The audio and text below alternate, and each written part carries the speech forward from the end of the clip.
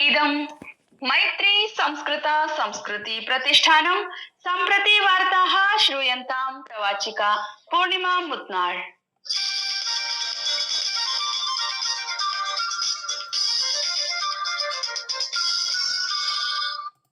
प्रधानमन्त्रिणा नरेन्द्र मोदिना अहमदाबादस्य सानन्द OSAT इत्यत्र केयन् अर्धचालकसंयन्त्रस्य उद्घाटनं कृतम्। एतेन सहैव संयंत्रे वाणिज्यिक उत्पादनस्य शुभारम्भः भविष्यति। अस्मिन् अवसरे प्रधानमन्त्री जनसमूहं सम्बोधितवान्। एतत् संयन्त्रम् उन्नत बुद्धिमत् शक्ति मॉड्यूल IPM इति निर्मितं भविष्यति। एषः भारतस्य अर्धचालक क्षेत्रे महत्वपूर्णः विकासक्रमो विद्यते।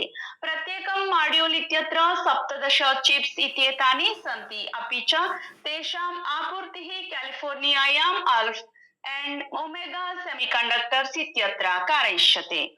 प्रधानमंत्री मोदी ह्यः गुजरात यात्रायां महावीर जयन्त्यवसरे कोबा नगरे सम्राट सम्प्रति संग्रहालयस्य उद्घाटनं कृतवान्।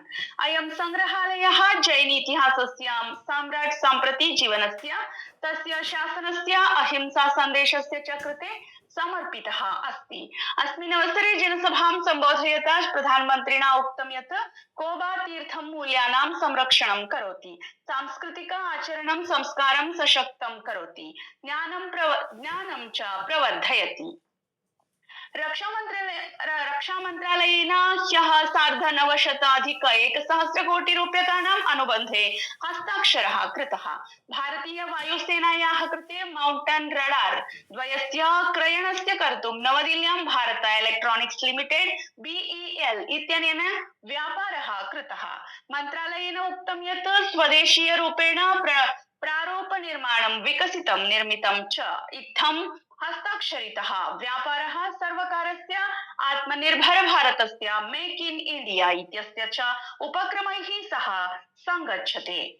बिहार प्रदेशे नालंदा जनपदस्य बिहार शरीफे मगड़ा शीतलाष्टमी मंदिरे ह्यः प्रातः धार्मिक अनुष्ठान समये जनानुधावनस्य कारणात् 8 महिला भक्ताः मृताः, अन्याः च काश्चन अनेकाः आहताः।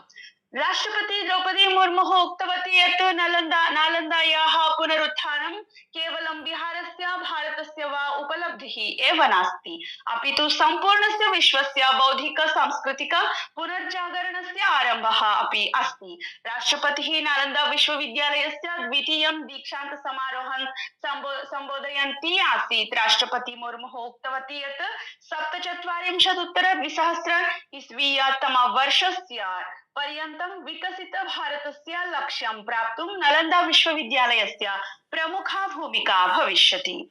कोलकाता उच्च न्यायालयेन अनेकेषां IAS तथा IPS अधिकारिणाम् अपि च विभिन्नेषु प्रभारी निरीक्षकाणां, प्रभारी अधिकारिणां, खण्ड विकास अधिकारिणां च स्थानान्तरस्य विरोधं कुर्वत्यः याचिकाः निराकृताः।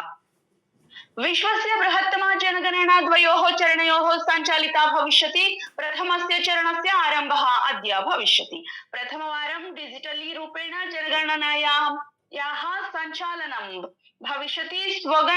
स्वगणनायाः विकल्पेति उपलभ्यते। भारतस्य पंजीयकः जनगणना आयुक्तः च मृत्युंजय कुमार नारायणः आकाशवाण्या सह वार्तालापं कुर्वन् उक्तवान्, पूर्व जनगणनायाः अपेक्षया 27,200 वर्षस्य जनगणना कथं भिन्नः अस्ति इति उक्तवान्।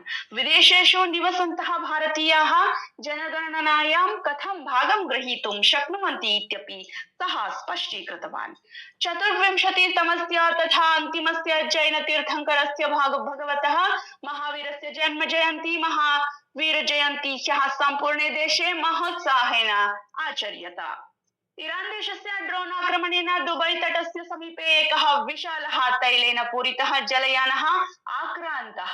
येन वैश्विक ऊर्जा आपूर्तिषु व्यापक संघर्षस्य व्यवधानस्य च आशंका जाता।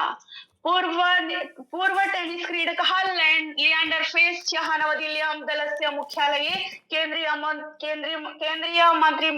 मन्त्रिणः किरेन रिजिजूं सुखन्तां मजुमदारं समेत्य दलस्य वरिष्ठनेतॄणाम् उपस्थितौ भारतीय जनता पार्टी इति दले सम्मिलितः इति वार्ताः। धन्यवादाः।